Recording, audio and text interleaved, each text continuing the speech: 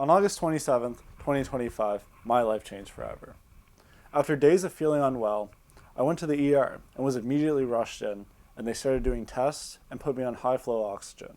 After all the tests, they confirmed that I had pneumonia, and I was diagnosed with pneumonia and sepsis and admitted into the ICU.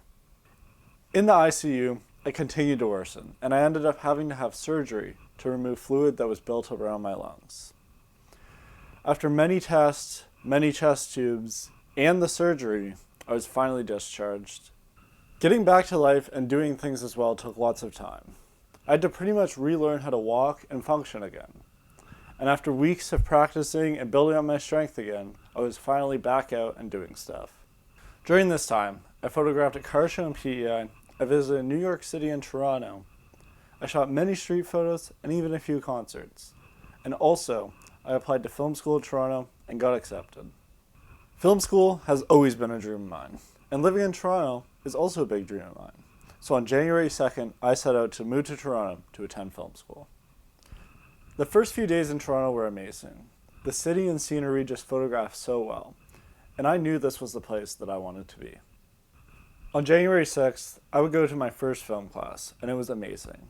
And I knew this is what I wanted to do, and this felt right. After class, I would go on an hour walk to shoot some photos. After this walk, I went back to my place, and I really wasn't feeling well. And after a few days of feeling unwell, I went to a walk-in clinic, where the doctor would tell me what I would fear most, that I have pneumonia again. I was sent to the ER for further testing, where they would confirm that it is pneumonia. They would give me antibiotics to deal with it and send me on my way. These antibiotics wouldn't work, and after a few back and forth trips to the hospital, I would finally be admitted again with pneumonia and fluid around my lung. This stay in the hospital took 3 weeks. They ran many more tests, and in the end, I still ended up needing surgery. During the surgery, the doctor would stumble across a tumor that was blocking my lung, and after a biopsy and testing, they would confirm that it is indeed cancerous. They would tell me that I would need surgery to remove it, and that this surgery is quite intensive, and would involve me losing half of my lung. So in the meantime, I was sent home back to Moncton to heal from the surgery I just had. And this would mean that I would have to drop out of film school due to missing too many classes. In the meantime, I have tried to make the best of being home back in Moncton. I have visited Halifax, Fredericton, St. John, and Charlottetown to take photos and shoot street. I've also walked many 25,000 step days and just tried to make the best of a crappy situation. Next up for me is to go back to Toronto, to have the surgery to remove the cancer and go through everything again.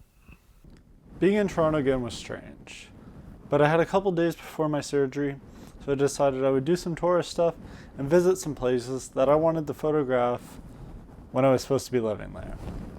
During this time, I visited the waterfront, Casa Loma, the Toronto Public Library, and many other places in the downtown area, photographed them, and just enjoyed the time being there, exploring the city. May 5th was the day for surgery, so at 6 a.m., I walked into the hospital to do this whole process again. This time in the hospital was much harder than the first 2 times.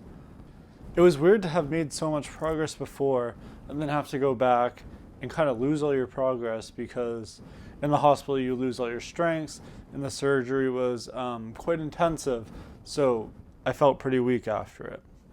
But in other news, the surgery went well. The cancerous tumor was removed, the margins were clear, I don't need radiation and I don't need chemo, so things are looking good for the future in that terms. But I still had to spend a week in the hospital, and that took a lot of time and energy. Being in the hospital is kind of weird, like you're just laying there, and especially where I wasn't sick before, like the other 2 times, it kind of felt like pointless in a way, even though the surgery is quite important. But we kind of just worked through that. There's a lot of pain involved with the surgery, a lot of back pain. The incision's huge, and the doctor said that it's one of the most painful ones that they do in surgery. So, yeah, I felt that for sure. But the surgery went well, and that's really all I can ask for. So after 10 days in the hospital and recovering and healing, I was finally discharged with no chest tubes. And I had about a week in Toronto to kind of explore as much as I could and photograph some stuff and try to enjoy my time. During that week, I definitely wasn't at my strongest. I definitely feel a lot of weakness in my chest and a lot of soreness in the incision and around all the muscles that they affected. And I would notice that while walking around Toronto and while exploring the city. So a lot of our days were shorter days or just short trips. But I still got out and I still got to visit some things that I've wanted to. We visited Fort York in downtown Toronto. Walked past Scotiabank Arena, CN Tower, some Nathan Phillips Square, City Hall area stuff. I just got to photograph some things that, I thought about the whole time I was in the hospital. So it was good. And after a week, I went back for a checkup and got cleared to fly home. Being home is interesting. I'm not strong enough to work yet. I can't really do like a whole lot. I get out and, shoot a little bit every now and then and kind of make it work, but I'm not 100%. And that's kind of the reality of it. I have a lot of goals this summer that I want to do. I have a lot of films that I want to make. I have a lot of places I want to visit to photograph. And that's kind of why I'm starting this video type stuff. I'm not calling it a vlog, it's not a vlog, but kind of like a POV documentary type thing, because I kind of want to show people what this recovery process is looking like, bring people along inside my creative endeavors, and just enjoy shooting. That's kind of really the only goal this summer, is just to enjoy it, to live. It's been a long year, and I just kind of want to, have some peace, have some enjoyment in what I like, photography and friends and film making and visiting cool places and cars and, just enjoy the summer. I want to thank everybody that's supported me. There's been lots of thoughts and prayers and messages and donations and support in billions of different ways, and I appreciate it, honestly. I didn't really expect for anything to happen like this.